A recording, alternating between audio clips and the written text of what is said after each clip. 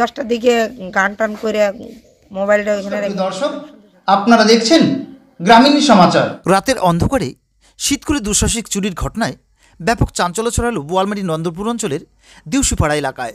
ওই এলাকার স্থানীয় বাসিন্দা ননীগোপাল সিদ্ধার সবার ঘর থেকে একটি দামি অ্যান্ড্রয়েড মোবাইল ফোন নিয়ে চম্পট দেয় চোর।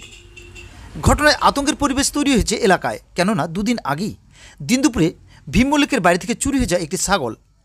স্বাভাবিক কারণেই আতঙ্কের পরিবেশ তৈরি হয়েছে গোটা এলাকায়।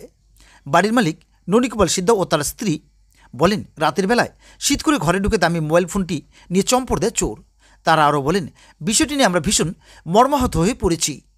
যে মোবাইলটিতে বেশ কিছু গুরুত্বপূর্ণ মোবাইল নম্বর সহ ফোনপে রয়েছে, তাই মোবাইল ফোনটি হারিয়ে ভীষণ আর্থিক ক্ষয়ক্ষতির পাশাপাশি আমরা ভীষণ দুশ্চিন্তাগ্রস্ত হয়ে পড়েছি।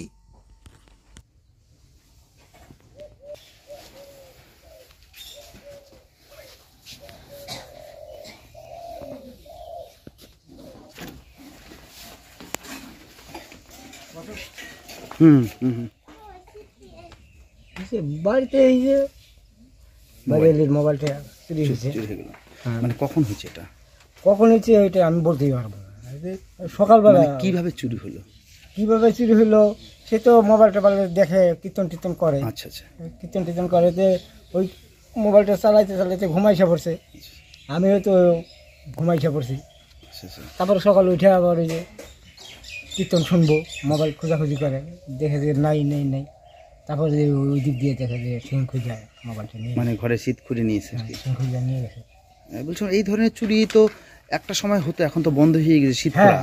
তো আবার এই যে নতুন করে শীত খুঁড়ে চুরির ঘটনাটা ঘটছে, কতটা আতঙ্কে রয়েছেন মোটা এই মুহূর্তে? এই মুহূর্তে মানে হঠাৎ করে চুরি হয়ে গেলো, তা আতঙ্ক হইতো একটা, আবার শুরু হয়ে গেল। হ্যাঁ, পুরানা আগে হইতো, এখন তো সবাই জানে যে এখন তো আর চুরি টুরি হয় না। মোবাইলটা কত দামি ছিল? খুব দামি ছিল মোবাইলটা? মোবাইলটা 14,000 টাকা নিয়েছিল। 14,000 টাকা? হ্যাঁ।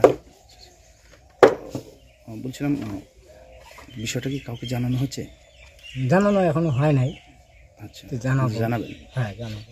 কি নাম দাদা আপনার? আমার নাম ননীগোপাল সিদ্ধা। এই জায়গাটার নাম কি? জায়গাটার নাম ওই আমরা দেউসিপাড়া থাকি। আচ্ছা, দেউসিপাড়া, বোয়ালমারী। হ্যাঁ, বোয়ালমারী। দি বাড়িতে কি হয়েছে? না, বাড়িতে ওই যে রাত্রে আমি 10টার দিকে গান টান করে মোবাইলটা ওইখানে রেখে কীর্তন শুনতে শুনতে ঘুমাইছিলাম। আচ্ছা আচ্ছা। তখন ওই যে একটু পরে জাগনা পায় দেখি মোবাইল নাই।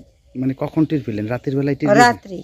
এই যে ঘরের মধ্যে একটা শীত খুঁড়ে রয়েছে, তো এটা কখন বুঝতে পারলেন? এটা এই সকালবেলা বুঝতে পারলাম। আমি ভাবলাম মোবাইলটা মনে হয় অন্য জায়গায় রাখছি নাকি। আচ্ছা আচ্ছা। তারপরে এখন দেখি মোবাইল নাই, ওদিক দিয়ে খোঁজাখুঁজি করি, কারো কাছে নাই মোবাইল, বাড়িতে নাই।